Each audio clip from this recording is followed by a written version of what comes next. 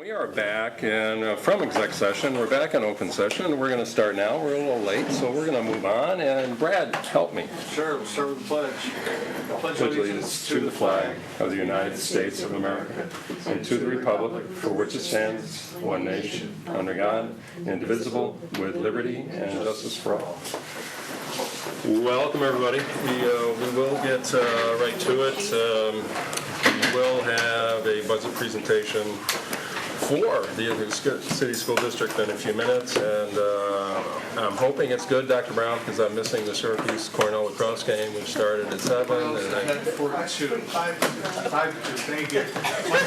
Mike's going to give us updates as needed. They play you yet? Oh, my God. You play lacrosse?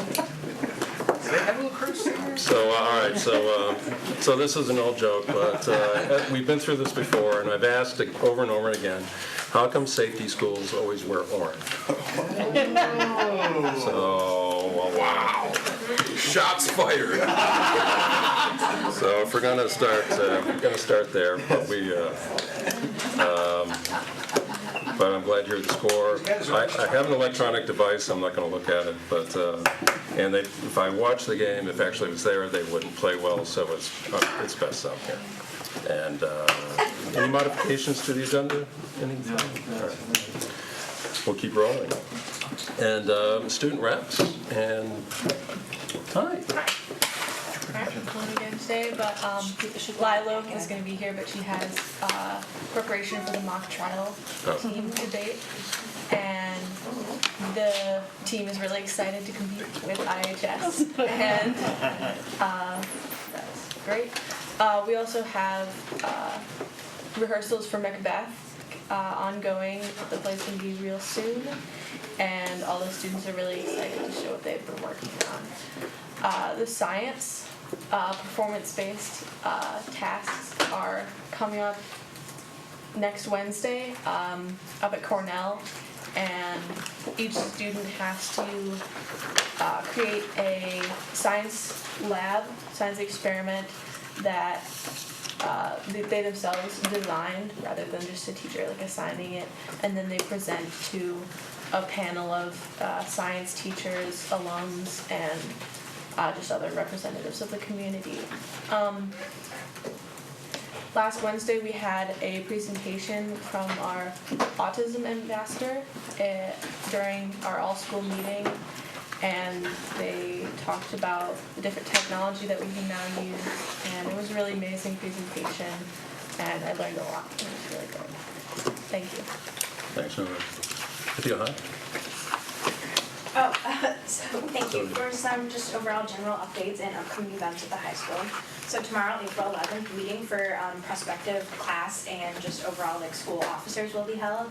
So I guess next year we'll be getting some new board reps, and the musical Hairspray will be held this Friday, Saturday, and Sunday Friday at 7 p.m., Saturday at 2 and 7, and Sunday at 2 in Kpop Auditorium. $12. The tickets are $12 for just general community members, and then $10 for students as well as senior citizens. The Jazz Appreciation Concert will be held April 12th at 7:30. Then we have the IHS Band Pops Concert on May 23rd at 7:30. Senior Prom will be held June 16th at Celebrations, and then Brain Team Trivia Night will be held next Tuesday, April 17th, 6 to 8 p.m. in the IHS cafeteria. You can form a team and come answer some fun quizzable questions. The junior class is currently selling Krispy Kreme donuts to raise money for prom expenses, so if anybody is interested in buying donuts, please let me know after IHS. And then Kpop Dance Club will be holding performances on April 27th and 28th at 7 p.m. in the Black Box Theater. They perform a variety of Kpop songs in an hour-long concert, and it's honestly really cool to see them perform. So for sports, the boys varsity tennis team has an upcoming home match against Maine Angelo on Friday, and boys lacrosse also has another upcoming home game against Horseheads. And so for clubs, Mock Trial is holding a blood drive this Friday the 13th. And as my fellow board rep said, the mock trial competition against local rival LACS is coming up on April 15th. And it's the first level of the NISBA mock trial tournament, and the winner will go to regionals. And both schools were given a law case ahead of time, and both schools have been prepared to accuse and defend sides of the case to stimulate a real trial in court. And also for Molly Wen, the CMONC competition will be held this Saturday at Cornell, and delegates will be in specific committees debating various global issues. Great, thanks. If I'm not mistaken, didn't ICS beat at the guy like last year? I'm getting old, so my memory may be a little off, but okay, so, well. The board is officially neutral. I was just pointing out what I thought I heard. Public comment period. No one has signed up. Anyone wish to speak? Now is that opportunity. You're not seeing anyone, so we'll move on. Board responses. You don't have to talk. We can. But anything anyone wants to share? Or go ahead. So when's Macbeth? I'm not totally positive, but it is coming out pretty soon. Okay. That Scottish play. The Scottish play. Sorry. I should know better. Yeah, exactly. Yes. And Yeah, really your wire. autism ambassador, tell us about Paul that. Macklin. He's been working at LACS for, I think, at least 2 years. I don't really work with him a lot, but he's a really great guy, and the presentation you gave, he brought up a lot of books, and we now have a display in our library of all the books that he talked about, and he showed us this really interesting program because some people with autism have trouble with communication, and a program on an iPad where they can use it to say things, which I thought was really amazing with all the advances that can really help people. Absolutely. Thanks. Anyone else? Not seeing anyone. We will move on to the consent agenda. I'll move the consent agenda. Second. So by Pat. I'm seeing seekers. I'm seeing a variety of items. I can speak to a couple of items. We've got 2 referendum services. We're going to move toward another No.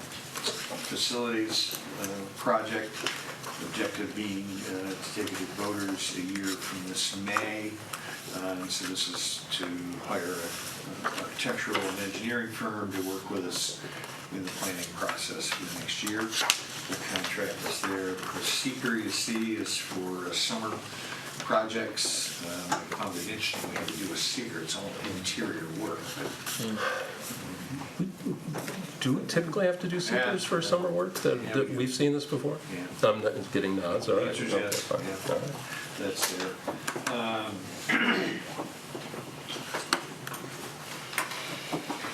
Oh, that's it? Okay. I think you're aware of everything else that was there. And everyone knows what a seeker is, right? Right. State environmental quality review.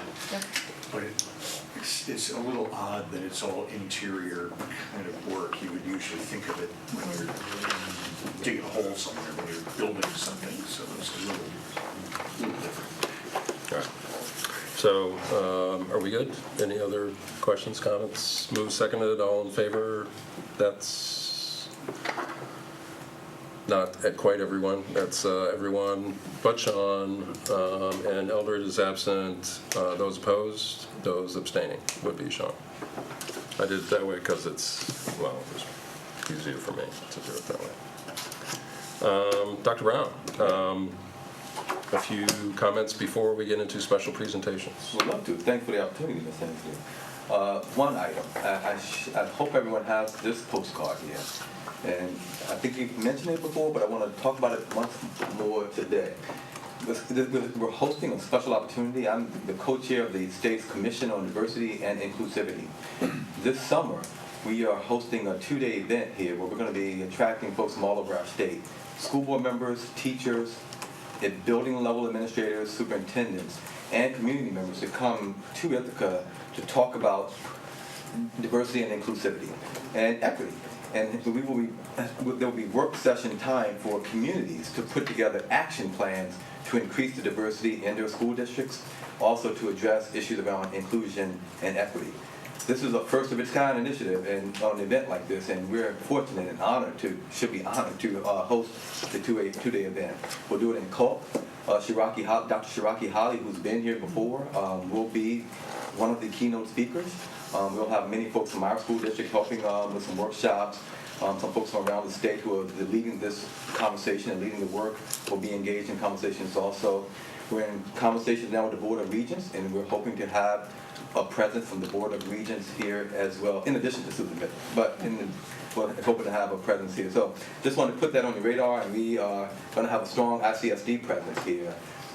So it will have a conference feel. It will be evening and afternoon events too for folks who are traveling from far to be a part of that two-day event. So just wanted to share that with you. Any questions right now? I'd be planning for this, and I'm hoping everyone can attend and be good hosts as we entertain our friends from all over.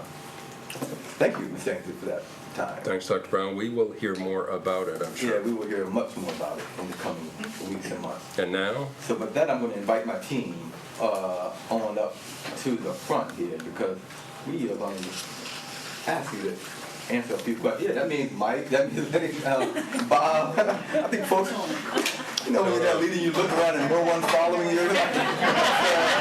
It's a scary place to be as you're about to start talking about budget.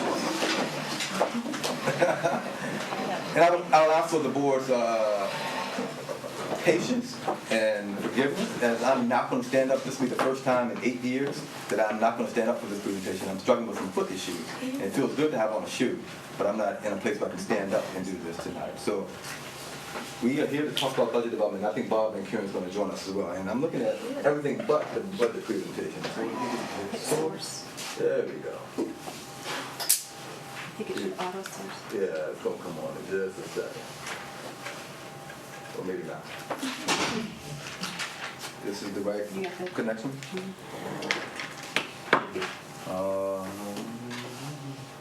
What did you have it hooked up to before? You should have probably done this beforehand. I apologize. We typically request that of presenters at our meetings, Dr. Brown. Never mind. I'll do it a different way. Yeah, give me 1 second. We'll do TV. I like the pictures.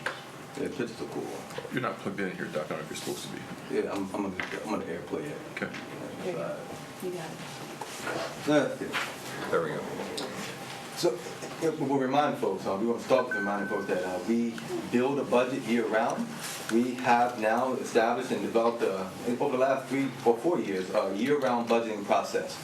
So we have conversations at every board meeting, every admin team meeting, every principals meeting about resource allocation. So what we're presenting tonight is the efforts of a year or more as we put together a funding request that represents our district's vision and mission. We've built a budget that we feel strongly will meet the needs of our learners and our thinkers in our community. The budget we're proposing this evening is going to be $128,466,376, and that was for you, Rob. We didn't want to round it off, so you can ask that question at the end. But I didn't round it last year. It just happened. I like zero. I like a zero at the end. I'm sorry. Go ahead. So the budget, and that is a 3% increase year to year, overall budget increase. So $128 million is $466,376. Now this graphic here shows the tax levy increases, the trends, and we're proposing a 2.19% tax levy increase. And I'm going to pause there, and I don't know if I'm going to turn over to Amanda or Brad to explain the difference between a tax levy and a tax rate. Brad, you've done it. Levy is the total dollars raised. It's not the assessment on a house, it's the total dollars in the budget. And that's what the tax cap is about, how much we're allowed to raise the levy, how much we can collect in taxes in a given year. So we're proposing a 2.19% tax levy increase, and we've heard the term living in a 2% world. I think this trend data here shows you that we are trying to stay under the tax cap and in that 2% range. And the tax rate for us will look like the third year in a row that our tax rate will decrease. It's going to go down 1.83%. I'm waiting on confirmation, but I believe we're the only school district in our state that's been able to lower the tax rate for 3 years in a row. So that's something we've worked hard. Thank you, board. Thank you for our community for the support, but that's a significant number. And you'll see the trend when it comes to our tax rates. And Dr. Brown, that Yeah. final number won't be known until It won't be known until August. Till after we vote on the budget. Right. Yeah, Right. it's an estimate. Right. Now, I struggle every year putting this slide together, but it's the one that folks want to see the most often. If you have not had an adjustment with your tax, your assessment, your home property assessment, and with the STAR exemption, this is what it would look like as far as your tax bill. Now, I've been here on occasions when that tax increase was very significant, and we're talking hundreds of dollars for folks. So I'm happier to present to my community this evening that it's going to be a tax decrease for folks who have not seen an increase to their tax bills. For $300,000 Tax assessment. Tax assessment. I'm sorry. For the tax assessment. For a $300,000 house, yes, it's $86. We're anticipating an $86.40 decrease. Over 3 years, that's around $176 we've been able to lower the tax bill if the house has not been reassessed. So again, these slides, these images will be online tomorrow for folks to look at as well. So now we're going to spend some time talking about my team and I, talking about the things that are in this budget, some things that we are able to support to meet the needs of our learners and our thinkers.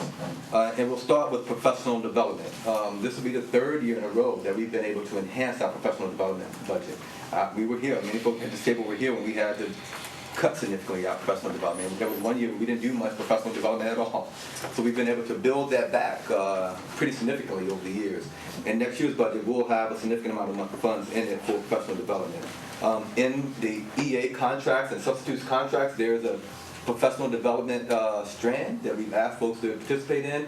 This budget will support that professional development for folks. We are adding TOSA, a teacher on special assignment for culturally responsive teaching practices. So years ago we had the instructional coach model. We had, was it 8 at that time? And we wanted to build that model back out because it was one that did much for our school district. This will be our first year trying to build that back out. We're going to start with an instructional coach for culturally responsive teaching practices. Someone who will do some rounds and some sessions with individual teacher teams, individual educators, administrators, lead the work of the equity mentors as well. So that teacher on special assignment, we're going to be hopefully advertising soon and finding a special person to do that role. You've also heard us talk about over the last couple of months, and I wrote about in the most recent Insider, our approach to anti-marginalization curriculum development. We hope to kickstart that work this spring and into the summer. This budget will support that work. We hope to have every young person in our school district in the near future be a part of a case study around anti-marginalization that's developmentally appropriate for them. That's going to take some development time and some professional development time, and this budget is going to support that work to start hopefully this spring and into the summer. And we are in the early stages of putting together a culturally responsive teacher certification program. If an educator in our school district, if an administrator in our school district goes through a series of workshops, is coached, maybe spend some time with this instructional coach for culturally responsive teaching practices, maybe is open to being observed, they can be certified as a culturally responsive educator in the Essex City School District. So this budget, we're building in some funds to support that program development, which is happening in a few places in the country and is getting some pretty good reviews. Anything, team, in addition to what I've shared about professional development you would want to highlight that's part of this budget? I think the biggest thing is that I hope you don't hear anything new. This is ongoing work that we're building from year to year, and we're doing it in conjunction with our employees. So, the other thing I'm really happy about is that we're not just talking about teachers.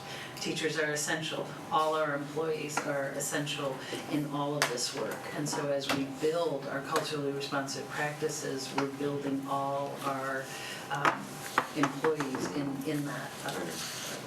So I think it also includes things that we've that are ongoing that we find valuable. So any TOSAs that we already have budgeted in prior years, they will be continued to be moving forward. So TOSAs that help us with technology integration, TOSAs that help us with math and science, TOSAs that help us, and master educators that help us already with inclusion. All of that is supported, and then there's some additions as well. Thank you. For the Employees Association, what does professional development look like for them? Is it just a few hours? I mean, so is it, Well, Amanda and I are on part of the contractual committee. PDRC, Professional Development Review Committee. We meet regularly. Yeah, so the big thing about this is in the EA association, the union, there are many jobs. Right. And so it's not as simple as putting out a workshop. And so part of this committee, so it's 2 administrators and 2 union members, we, one, generate ideas from the union members of what would they like, and we also encourage them to teach their peers. So if it is in appropriate lifting techniques for heavy objects that Field maintenance, Google Suite, customer service, anything from, it could actually even be de-escalation strategies, because they talk a lot about how, that would make them happier employees both on the job and also at home too, right, so that they could learn those skills. Financial education, we had a request from a couple of different departments around budgeting. Planning for retirement, what does it mean to invest? So the money management, so we're responding to those and getting those kinds of workshops out. We had a request for our bus drivers and bus aides to have a workshop that we put together on combating bias. So that's pretty exciting. That'll be next week. And our people that are on the bus are the first people to see our students when they come in the morning, and the last people to see them in the evening when they head home. So it's pretty important work. I'm pretty excited about that. We'll keep moving. Inclusive summer school. This one we're very happy about. 4 years ago, we were having tough conversations in here about programs, and one of the programs that we grappled with the most was our summer school program, and we decided we had to protect that program. But at the time, we shifted it to BOCES to save some money, and we had to reduce it a bit. We've been slowly trying to build that program back. It's continued to be at BOCES.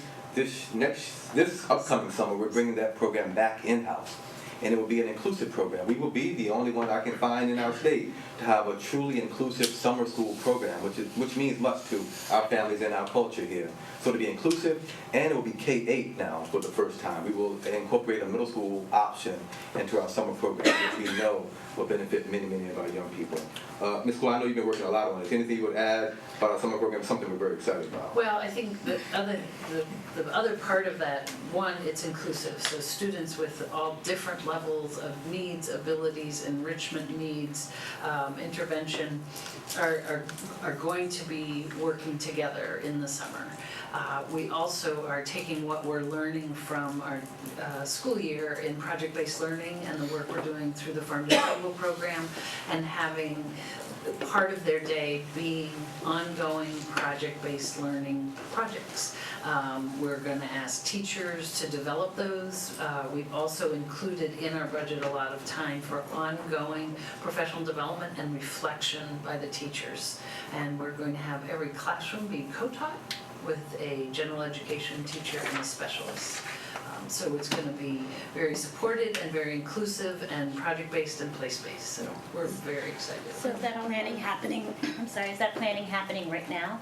We haven't hired everyone yet. So we're in the hiring process, and then by May, we're going to start the planning process and the recruitment of student process, because those are going hand in hand, because we can do general planning, but until we know who is going to be in the room, we can't do very specific planning. So, while we're offering it K through 8, we won't necessarily have 18 kindergarten through 8th graders. We may get more of grade level and needs and wants of the students. So we're going to do initial planning, find out who's going to be in our school and then do much more specific planning in June.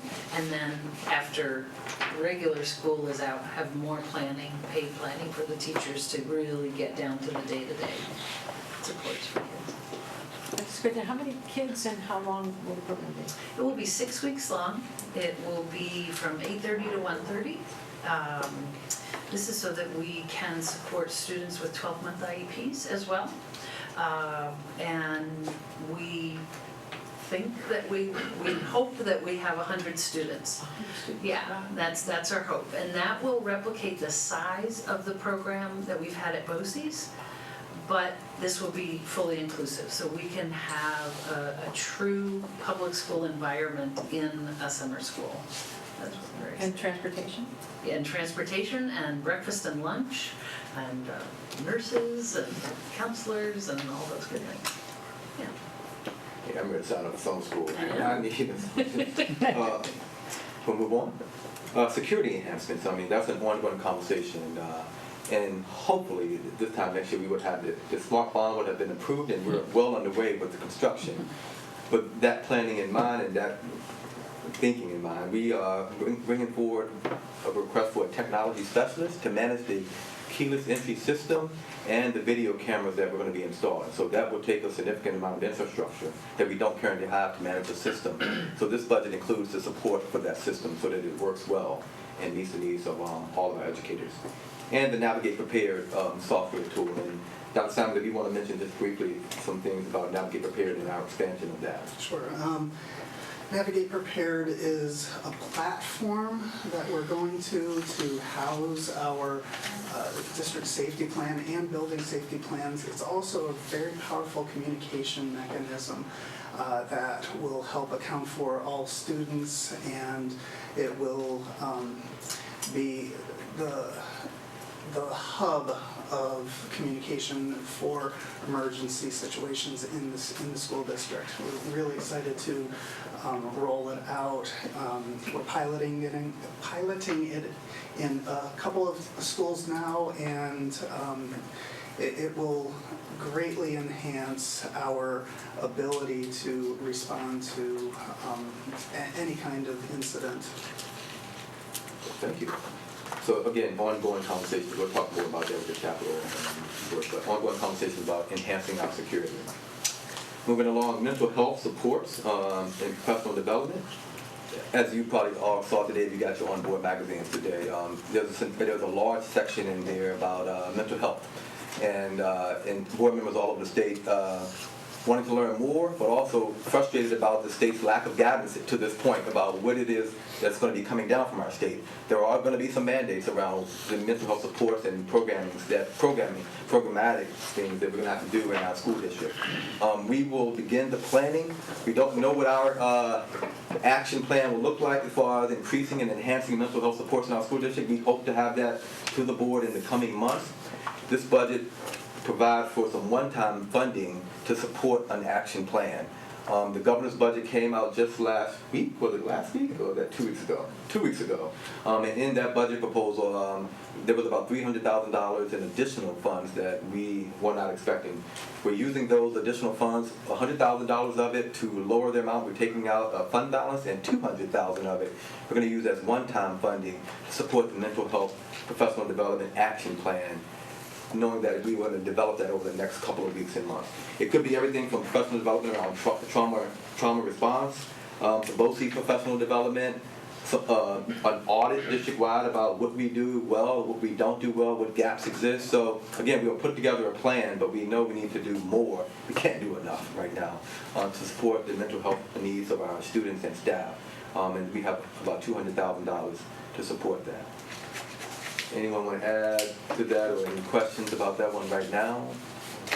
I think it's Yeah. exciting to add, actually a week from today, we have a group coming from across the district of social workers, psychologists, teachers, guidance counselors, and from all three levels to come and start looking at the different rubrics that are available for evaluating social emotional learning curriculums. And then after we do that evaluation together, get a common language, we'll start talking about some of the programs that have been tried around the district. and begin to talk about how we'll develop or articulate learnings from K to 12 or pre-K to 12. And so I'm excited about that work. We'll get that started next week with people sharing and talking about what their experiences are so far. And this group doesn't know it yet, but I'm looking for a long-term relationship with them so that we move on, to then what do we need to implement our curriculum, and then what kind of PD, and then coming back to evaluate and that kind of thing. So I'm excited to get that work started next week. And will that feed into the mandate that for coming school year? So Yes. that, okay. So we're thinking about it, and we're planning, and we'll do much more. And it's good to have these funds here to do some of that work. And then finally, to support some of the programs and to support some emerging needs in our school buildings, we are adding some additional administrative support. Most specifically, Ithaca High School will undergo a bit of a reorg of its administrative team. It will look a little different next year as far as who's responsible for what areas are going to have support. This budget does include some funds for that additional support at Ithaca High School. More specifically, a master educator position to help with the observations, which we're struggling to get the number of observations that need to be done at our high school done in a timely manner, and we're going to provide some support through this budget process. And also Infield Elementary, we're going to be, like what we did at Beverly J. Martin Elementary School last year, we're going to be adding an 11-month AP at Infield Elementary in 2018-19. And there's the potential for, as we've done every year, throughout my tenure, we've reorganized central office. So we have a little bit of funding there if we do reorganize the central office to provide some additional support for mental health supports, which we have no clear line of support at the central level for that right now. We may need to reorganize and add some things there. So there's some funds there for administrative supports as well. So we shared a lot. Those are the categories. We can come back to that. Just want to remind folks that we have some pretty important dates coming up. The budget hearing is going to be on May 7th.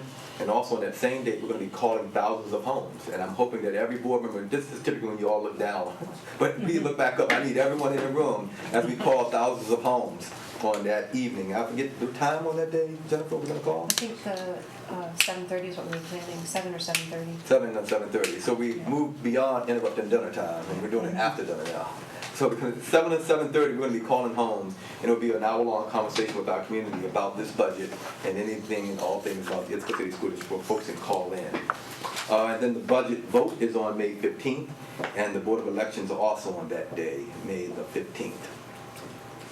I'll let Amanda or Brad do this one because you always do. We have 2 propositions. So Amanda, what do we have on the ballot this year? Yep, so Proposition 1 is always the final budget number, which is Dr. Brown's first slide, and asking that you allow us to spend up to that amount or, less, but no more, and levy the taxes there too. Proposition 2, we went through that last time that we were together, and just as a reminder, that's typically where we ask to be able to take some funds from our capital reserve, which we manage very closely. We try to fund that every year and then take monies from that to purchase buses and to do some small capital work throughout the district. And so that sometimes includes paving, sometimes that includes, this year it's I think a stairway at BJM for accessibility reasons, and just some general work that needs to get done in a smaller way than what a large bonded project would be. Thank you, Ms. Burbank. So, Ms. Ainsley, that's where we are right now. We're happy to present to you this funding request. We think it's one that will meet the needs of our learners. We're fortunate to live in this community where we can put forward a budget that we feel will meet the needs of our learners and thinkers here. So we're open and we're happy to take any questions, and we look forward to the next few weeks of work sessions on this funding request. Proposition on elections. I think it's to clean up, the third proposition is to clean up the language and allow for people to be able to register to vote in a much more open way than the very restricted 1 day, very few hours on that day opportunity.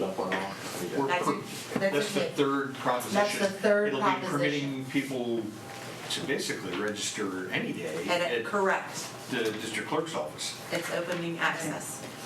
Let me put the ad. That's okay. but the point needs to be made, it's registering to vote in the school board referendum and vote. It is not, you are not registering to vote in any other election. You have to do that through That is other correct. other means, county board of elections, et cetera. This is just for school district elections, just to be clear. I thought there was 3, Ours but is a thin carve-out. I was listening to Dr. Brown. He said there were just 2, and I just said that. No, there are 3. Okay, I thought there were 3. That was the mistake I made all day. Yeah, so Dr. Brown, that's actually, we have Sean has it in front of him. It's a fairly long budget document with detail of last year's budget, this year's budget, what was spent where. Well, not what was spent where, it was the proposed numbers that were voted on. What was spent where, that's the audit that we go through in August. So these are the proposed spending amounts in the various line items.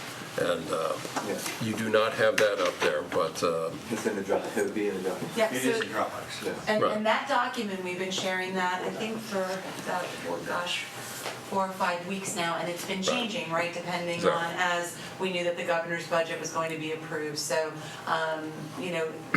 pretty much the difference is to address those mental health supports. That's what we utilize, that additional state aid, and that'll show up in, I think it's the 2010 line.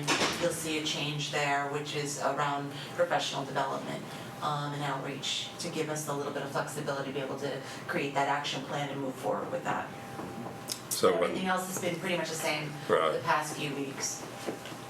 so when the governor and the legislatures finally got together and he did sign off on it, we did actually end up with a little bit more in state aid than what was. We got a 2% increase in state aid, which was actually more than the minimum. The legislation said the minimum would be 1.9%. We got 2. And We usually get as little as they give. so speaking of minimums, the tax levy limit, well, we have 2.19 on our budget, but what is our tax levy limit for It it? is 2.19. We have in the past few years gone right up to the tax levy limit. We do not exceed it. We are right at the tax levy limit so that we're within the tax law, so that we do not need a supermajority vote. If we were to go above the tax cap, which we are not, that would require a 60% voter approval rate to be able to pass this budget. That has not happened for the past 4 years. We've been able to keep everything within the tax cap levy limit and be able to also support the work that we need to do. Right, and we've also had the conversation over the years, a limit, we don't have to go to the limit. We've correct. chosen over the last few years to go to the limit, and there's reasons for that, which I can go into, but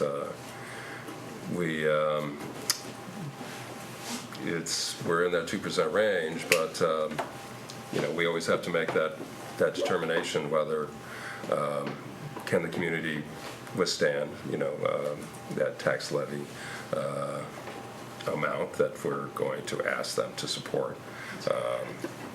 The tax rate is going to go down, but that does not mean that your assessment's not going to go up. So we're very aware of that as well. So that's the max we can do, and that's always a question of if anyone wishes to not do that, then we discuss that before we vote on it. So just to put that out there. And just a reminder for Ithaca City School District, unlike a lot of our area schools, the tax levy is the majority of our revenue. Many of our neighboring districts have the ability to be able to rely a lot more on state aid because it makes up a larger portion of their revenue than their tax levy does. In our case, our tax levy makes up the majority of our revenue, and the state aid makes up a smaller percentage. Foundation aid from the state prior to the fiscal crisis was nearly 20% of our budget, and it's 13.96 going forward. We have seen the state's participation, the state's assistance continue to decline since the fiscal crisis in 2008. And even with their 2% increase this year, with a budget going up 3%, their percentage declines. Their participation in the budget declines. And the mandates And the mandates just keep coming. Well, and certainly the mental health mandate, we can argue whether, that it certainly is needed, but it's the mental health. Well, we know it's aid. Right, there's no aid attached to that, so we have to figure out how to pay for that. There's no question that we are being presented with more and more mental health issues by students, in our communities, and so how do we deal with that? So I don't think we're arguing that it's not needed, but, the community is looking for us, looking for the district to take care of these issues, and not, the county's not doing this, and the city of Ithaca is not dealing with the mental health needs of our students, well, the kids in their community. It falls on the districts, and I guess where better should it fall on? I think we're the ones that deal with the children all day, and so I guess that's where it's going to be. And I can only imagine it's going to be an ever-increasing amount that we're going to have. Questions, Sean? I will when time comes. Okay, so I'm killing time. Well, actually. And No, I just have one question. I know, I think it's just one of those other things that could be confusing, because we always talk about like the 2% tax cap. So do you want to just talk just really briefly about what goes, it's actually a tax calculation, right? Correct, yeah. So It's a the formula. factors, what the factors are that go into the Sure. formula that. Sure, so you take a look at your prior year factors, right? Then there are growth factors that the state, there's two different growth factors that are calculated into that formula. Sometimes they're pretty low growth. They're local factor and then a statewide factor. Then you're able to actually be able to withdraw some exclusions. The exclusions are things like any debt service and the aid that you get back on that. You're able to sort of take that out of the equation.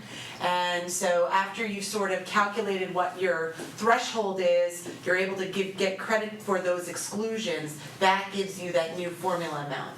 Typically, as you can see with Ithaca, because we've been sort of staying at the tax cap, we are sort of right around that 2% misnomer, quite frankly, from the state. There are a lot of districts, depending on if they're not able to fund debt or their debt service changes for their capital projects, or they weren't looking for a long-term, due to transitions or whatever it might be, they actually go down from one year to the next. Also, if their factors are different from ours. We happen to have a very healthy community. There's a lot of growth and development here, which is a lot of the reasons why our rate it keeps going down, because we have new buildings and we have a tax base that continues to grow. We're very fortunate in New York State. Not many communities have that.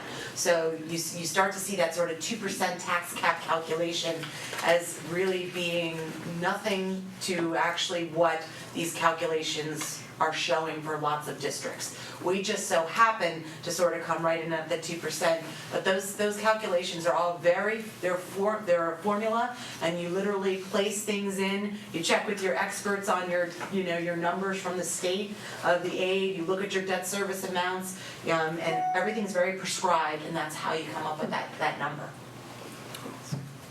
And New York State signs off on your calculations and say, yes, you have a 2.19. Yes, so You're still not, trying to do a best guess. No, that was submitted back in March. We have to do those, it has very little to do with the governor's budget. It actually has to do with projections on your state aid that you double check with your fiscal advisors who manage the way that you do your capital projects. And that number is submitted well in advance of us coming to you with the final budget that we think it takes to, run the school district. And give Sean another minute, but in the past, if you get a tax levy limit calculation, it might be 3.5%.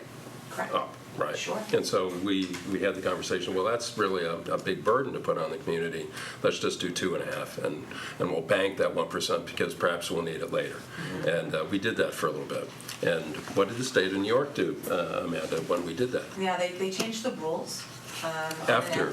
After. So this was right before I came in. I think Right. you guys were being very conscious of Right. some of the situations that were happening in the economy, some of the Jobs were at impacts. risk, correct. Jobs were at risk, layoffs were Right. happening at, local institutions, and you were mindful of what the community could, shoulder in terms of the burden of the tax that they could pay. And the rules changed, and there was a formula that was created to be able to tell you what you could use if you banked money, and we did actually not meet the threshold for that formula to be able to actually take that money that Ithaca banked in the assumption that it could be used in the next year. So that money, when you did not go up to the tax cap, that was money that was potential revenue that you did not actually levy to be able to add to your revenue. So that over the course of time, if that assumption kept being made, that's money that was left behind that of course came from taxpayers, right? So there's that balance there. But since the prior year factor is used in the formula as well, that also impacts you then moving forward. Right, so theoretically, we received $300,000 more from state aid than we projected, so that's what we don't need to raise that $300,000 from the local folks, so we'll reduce our tax levy. The problem is that, they're just really leaving funding for continuing programs next year. So I heard about one-time money and things like that, so then you get a gap, and then you get a funding squeeze, and then we're cutting programming or, eventually not being able to do what we do. We do a lot. The community supports what this district does to a great extent, and we do much more than other districts our size. And Sean, do you have? Yeah, a couple of things. One, killing time. Actually. Quite all right. I'm saying it as well for the cameras, as well for folks who are long-term Ithaca residents. Probably recall that this budget presentation would usually begin at around 8 o'clock and end around 11:30 or midnight as we debated and pulled through and discussed and dialogued and critiqued every last aspect of the budget process. I make mention of that in essence to say, to remind folks that we are now fully engaged in a year-long budgeting process, which takes a good deal of those conversations, dialogues, disagreements, and stretches them out through an entire year as opposed to a single evening. And so that's why people may not see us as actively engaged in this final product, because we've been seeing it for quite some time. It's also important to mention that our debt service has been, depending on one's perspective, I would say large, but it may not be large, but it's always shifting, and a pretty significant decrease this year in terms of the amount of interest and debt that we're paying, which I think people should pay attention to as well. The one thing I am curious about is, and I just paying attention to it, or just seeing it now, is the amount of monies that we've allocated for travel conferences, particularly for our teachers, and it seems to have decreased a little bit. Not much, but there's an example where, for me, it'd be hopefully easier to find some additional money to allow more teachers to be able to travel to conferences. And I know we may be able to access that through different ways than how it's listed here, because I know that it gets listed in various places, but I just want to make sure that we're speaking to that as well. So I just want to make sure that, so Sean, to your point, there was through negotiations with the ITA, there's certain travel conference funds that go per person. And so that is also, so you look at the building, you look at the number of people that are in that building, and they get a certain allocation. And so that might be what you're seeing in terms of that decrease. However, if that is fluctuating, the PD budget for general professional development that Liddy guides and approves district-wide has been increasing. So again, it could very well be that although you see that decrease there, it's not so much a shift, but it's contractual that you see that change, and then you see the increases due to the fact that we're trying to enhance our programs offerings in terms of professional development and make that more robust and not have it so building specific or person specific, right? So that might be where you're seeing that shift. Yep. Libby, I don't know if you have any Well, more to and I say. think the other part about that, again, I'm not sure which line you're speaking to, but we are very actively looking for conferences that we can send teachers, administrators, employees to that are fitting the bill. So, and that happens through my professional development, the professional development budget that I oversee that's very general. So it doesn't specifically say travel and conference on it.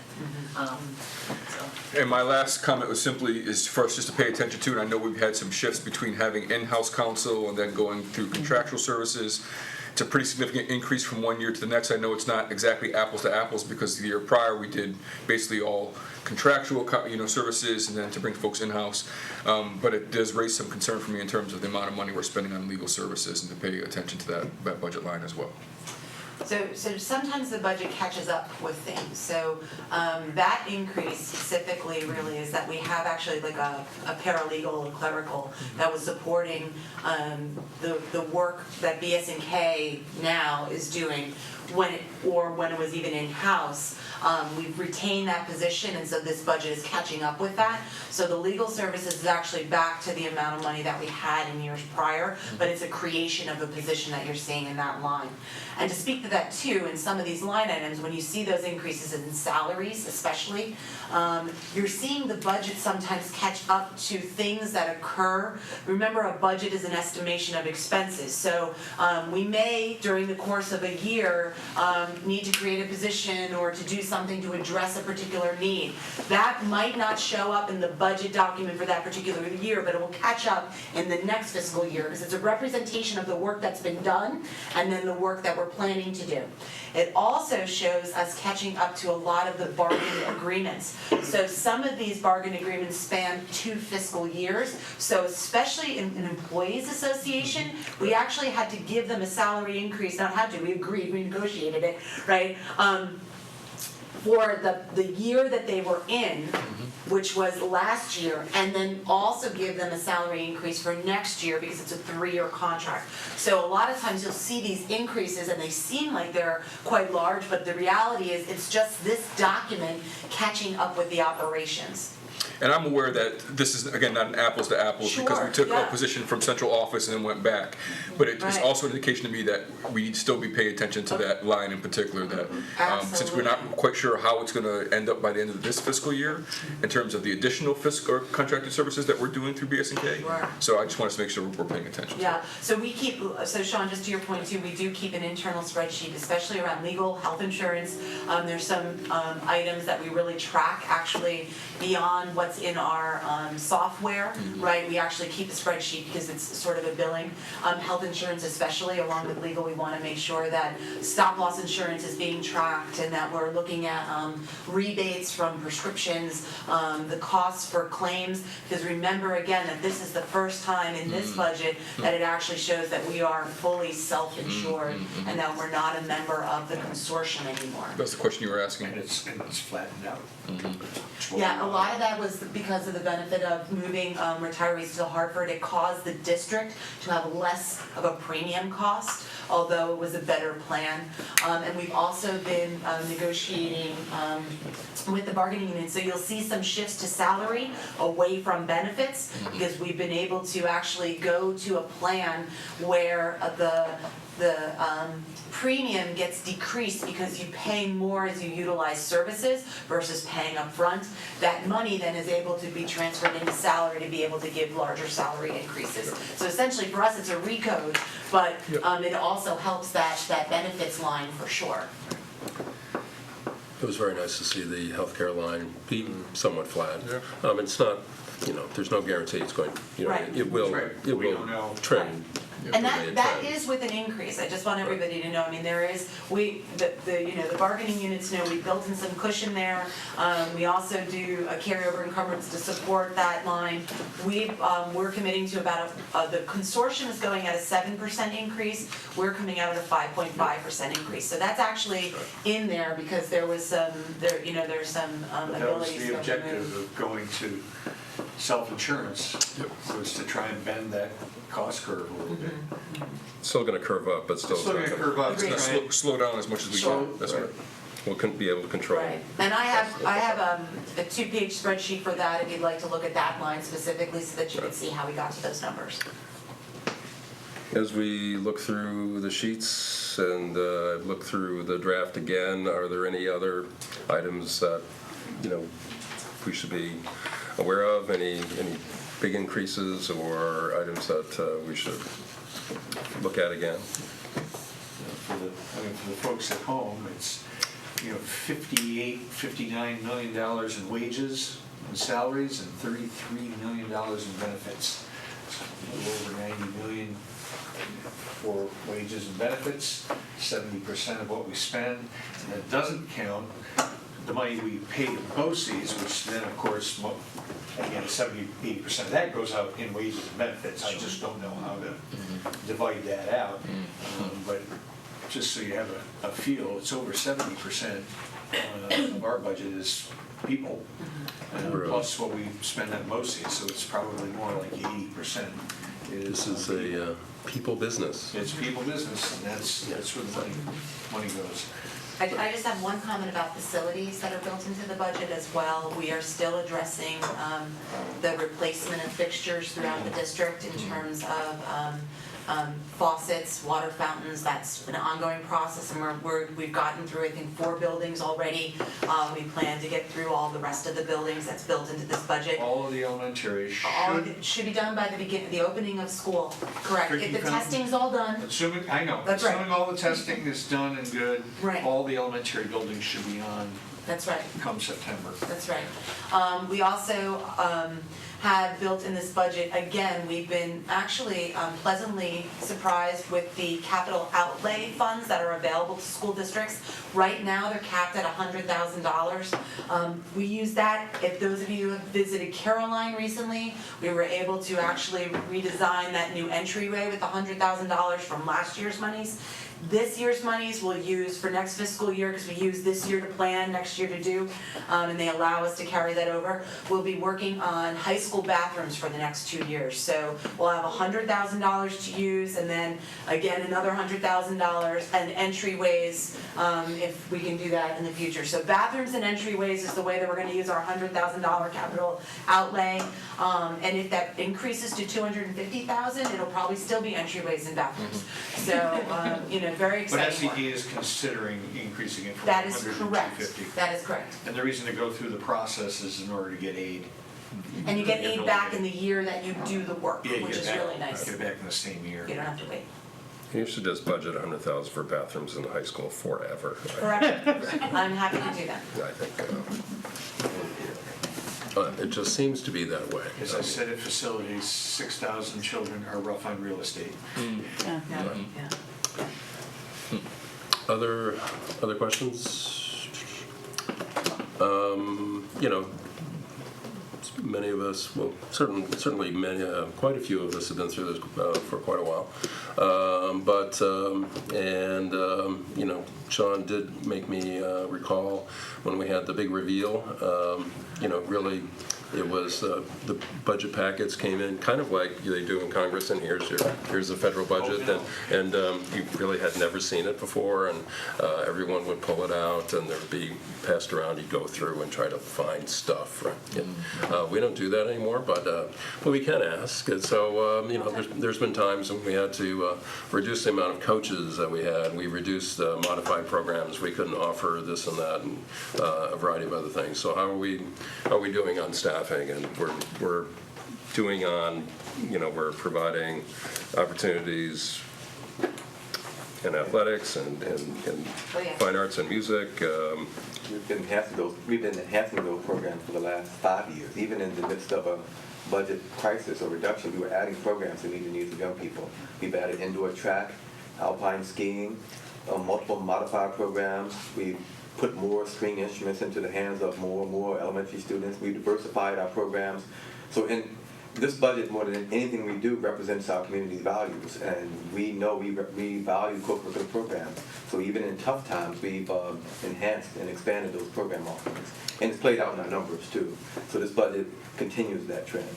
We got 20 coaches one year, I believe. It was many of the assistants were cut out of the budget. And we've been slowly trying to add those back, and we have more to do, but we've been adding them back.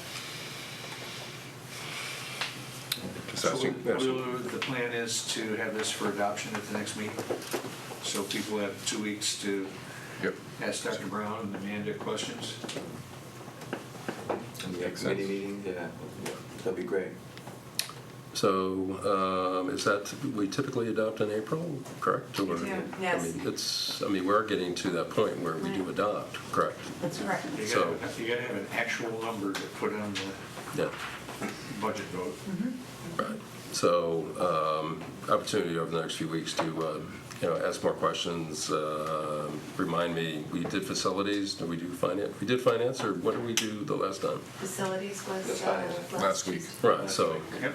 finance. Finance next week. Right, so that's another opportunity to go through it, as we have been going through the work sessions, really budget-related items at all the work sessions. Great special ed meeting we had a little bit ago. That was a very good conversation. Sean, go ahead. I'm sure people have already thought about this, but the 24th still put us enough time to have everything published and out by the 15th? Oh, yes. Perfect. We'll get the black and white mailer out as soon as we can. Okay. Anything else? Opportunity, we're not going to go through line item by line item, but in this meeting, in this venue. But we certainly have had the opportunity to do that as a board, perhaps not as a whole community, but the budget document will be on the website. What we're looking at will be on the website. The draft is not there yet, right? The 3 documents are public currently as drafts. Right. And I can get them up on the site. So it has been up there for a while. Okay, all right. As it comes to us, it's being public as well. Yes, sir. That's what I thought. If no one has any other questions, and we have, I was going to say 5 people looking at us, perhaps, do anything else from the group, from the team? I would say a special thank you to the team and to the Board of Education. As we said this morning at the PTA Council meeting, you cannot find a high-performing school district without seeing also a high-performing Board of Education that's also diverse and a team.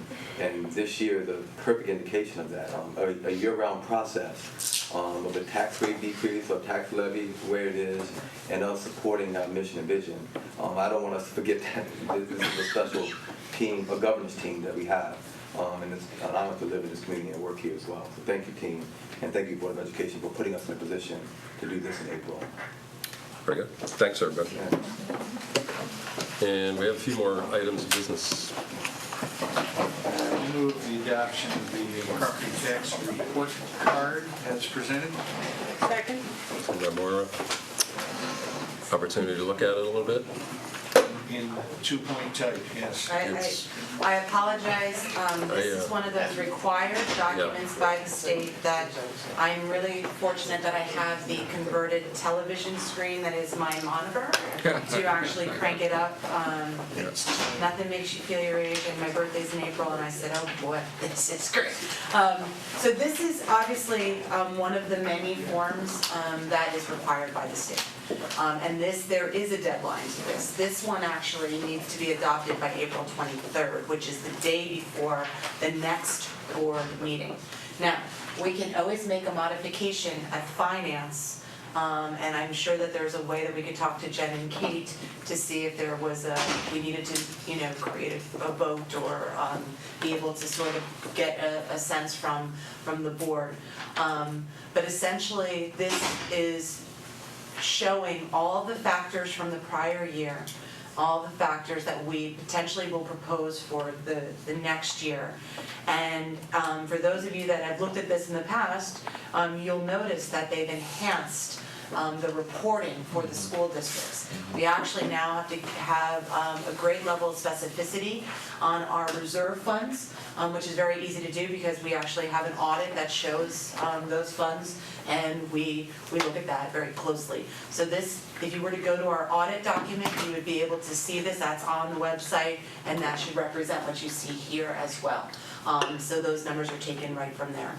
I did just one mention there. I did on the very bottom, under other reserve, I did put down the health insurance reserve in hopes that if that were to be able to be moved forward through the legislature, that we would be able to have that. I have zeros next to it right now because obviously we wouldn't know about it until the following year, and then we have to find out what the rules are to use that. But I did want to include that for the public so that they were aware that that is something that is sort of on our list of sort of keep our fingers crossed kind of things, right? To be able to manage health insurance in a very methodical way.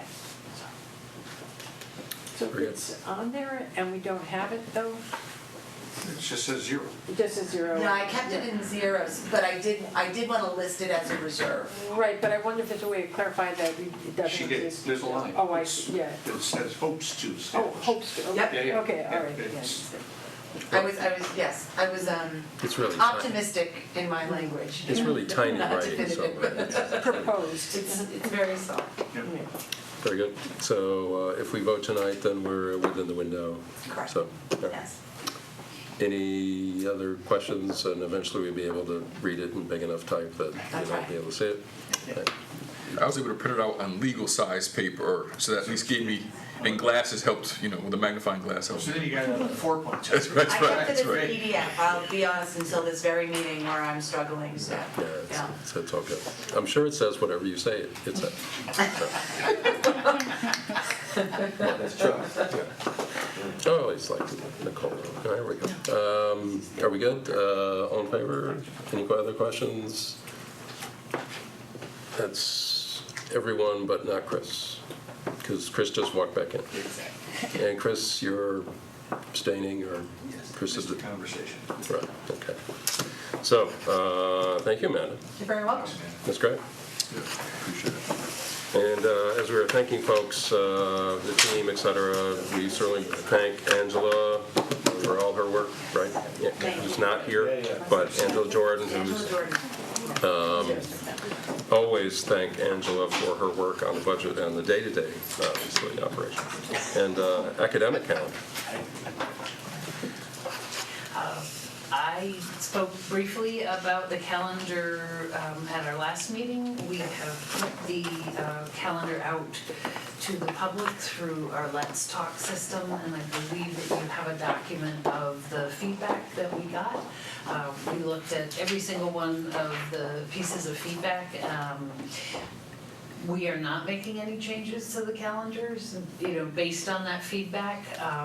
There are a lot of restrictions that we have that may not be clear to the general public, but that we're working from. One of the biggest ones is the state tells us how many days kids have to be in school, K through 12. There were some comments about, why do elementary kids have to stay in school so long? We understand that the high school kids have to stay for regions, but it is a K through 12 regulation of number of days for students. So that was one piece of feedback that we heard but we couldn't do anything about. Also the timing of tests. The other piece is we work from the BOCES regional calendar. So they set a calendar for the region. We have, I'm not sure of the exact number, over 100 students that go to BOCES for half their day for career and technical education classes. And if we have our vacations at times different than that, they miss a week of school, and it is their schooling.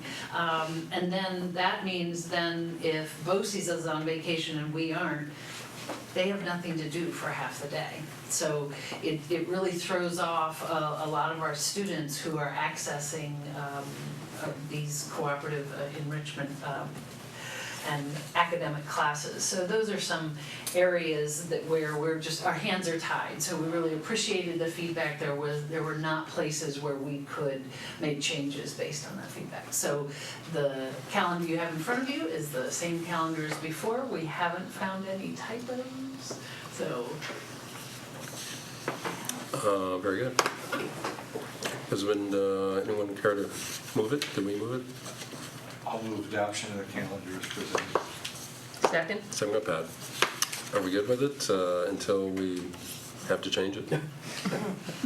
Sean, go The ahead. only thing I'll say is I really greatly appreciated sharing the feedback, and so the more that we use the Let's Talk portal, that could come to the board as well, that was extremely insightful. And to humbly say this to our community folks who wrote some pretty insightful feedback, that there are more employers in the county than just Cornell University. I was going to say the same. So I saw You that. said that. Yeah. I understand people want us to continually match up our breaks to Cornell's academic calendar, but that would not always be fair to other folks in the community as well. But and thank you for your other explanation about additional calendars that we have to be mindful of it as well. On one note, just this is for the general public, if you write your name on that and then contact, we will get back to you. So when you write, you every right to say it anonymously, but we are happy to respond to every single one of these and say the kinds of things I said tonight. So that Let's Talk is really actually, we want it to be a conversation. So I'm always like, darn, when someone does anonymous, because I can't write back and have that discussion, so we're always open for that.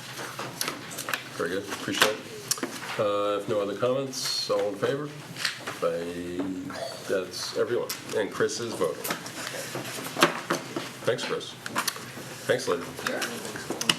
Other business, Dr. Brown? No, I think they're okay. Sean, go ahead. The other business, at the policy committee this evening, we had a conversation with Dr. Simons. To our school board members, our fellow school board members, there will be some pretty significant work done on our code of conduct in the next couple months, if not weeks. And so as we get some more finality around a draft, we'll be sending out to folks, but we'll be sending out invitations, and we'll greatly appreciate your input on the newly updated code of conduct, and that will include community folks as well.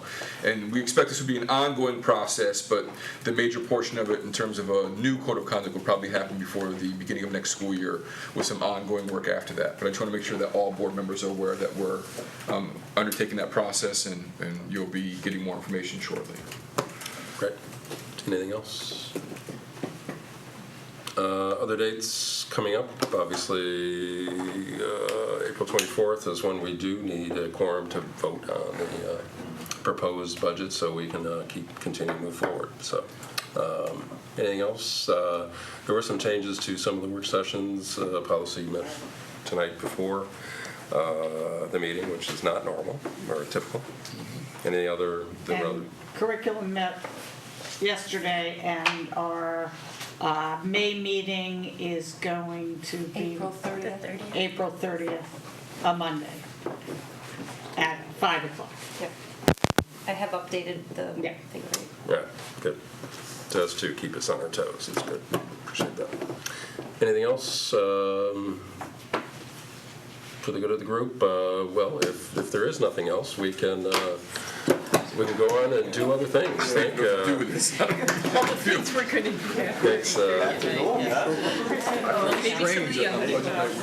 Strange.